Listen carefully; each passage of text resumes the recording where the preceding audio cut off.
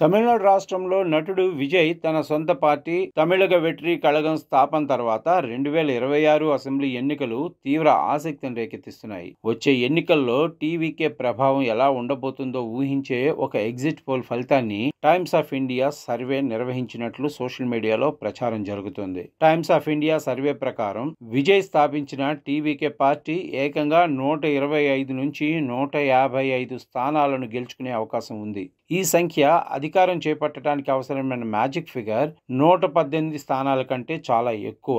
అధికార party DMK కేవలం 25 నుంచి 45 స్థానాలకు పరిమితం అయ్యే అవకాశం ఉందని టైమ్స్ ఆఫ్ ఇండియా సర్వేలో తేలినట్లు ప్రచారం జరుగుతోంది. ప్రధాన ప్రతిపక్షం ఏడీఎంకే 13 నుంచి 30 స్థానాలు మాత్రమే గెలుచుకుంటుందని అంచనా వేసింది.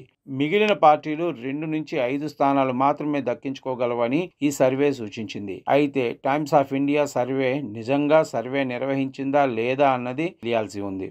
ఒకవేళ సర్వే నిర్వహించినా అది విజయ్ సభ వల్ల 40 మందికి పైగా మరణించిన తర్వాత చేశారా లేదా అంతకు ముందు చేశారా అన్నది తేలాల్సి ఉంది. ఒకవేళ ఈ సర్వే నిజమైతే టీవీకే పార్టీ తమిళనాడు రాజకీయాల్లో సంచలనం సృష్టించి తిరుగులేని మెజారిటీతో అధికారాన్ని చేపడుతుందని అర్థం చేసుకోవచ్చు.